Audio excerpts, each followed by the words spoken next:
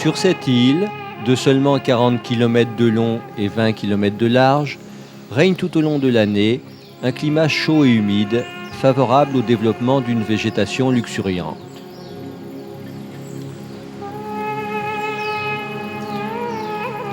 Un préjugé largement répandu veut que les conditions existant dans les régions tropicales soient toujours idylliques.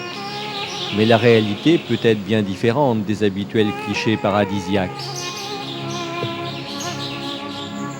Au-delà de l'exotisme, peuvent en effet exister de multiples problèmes que ne vendent pas les brochures touristiques décrivant ces Édens du bout du monde.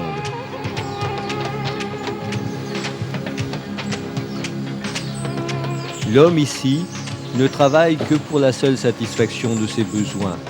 Mais pour cela, il abat chaque jour des arbres pour défricher, s'en servir comme matériau, fabriquer des pirogues ou faire la cuisine.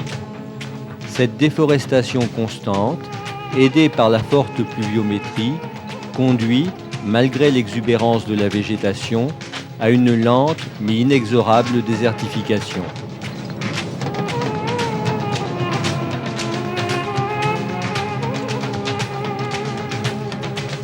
Par ailleurs, les fortes précipitations entraînent les terres d'alluvion jusque dans les baies. Celles-ci sont peu à peu remblayées et ces dépôts favorisent la création de mangroves infestées de moustiques porteurs du paludisme. La plupart des habitations sont faites d'un mélange de terre et de paille maintenu dans une ossature de bambou.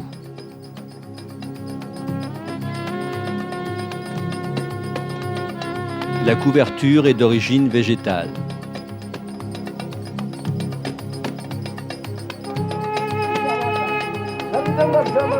« 98% de la population est musulmane, et c'est de l'omniprésence de l'islam que résulte l'indifférence des habitants aux conditions matérielles de leur vie. L'île apparaît aux visiteurs comme sous-développée, sous-équipée, vivant en autarcie, avec des conditions sanitaires déplorables.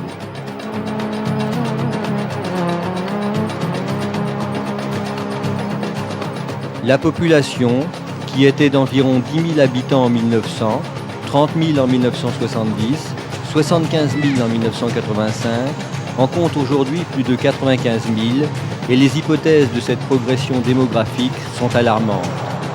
50% de la population a moins de 15 ans, le nombre de femmes en état de procréer ne cesse de croître. La polygamie et une immigration incontrôlée aggravent encore le poids de cette dramatique situation.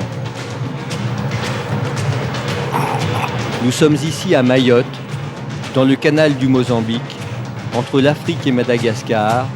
Depuis 150 ans, cette île est française et elle est la seule des Comores à n'avoir pas choisi l'indépendance en 1975.